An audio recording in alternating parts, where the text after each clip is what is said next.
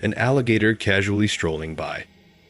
The sight was so unexpected that the homeowner, deeply shocked by the encounter, now makes it a point to check their camera footage every morning.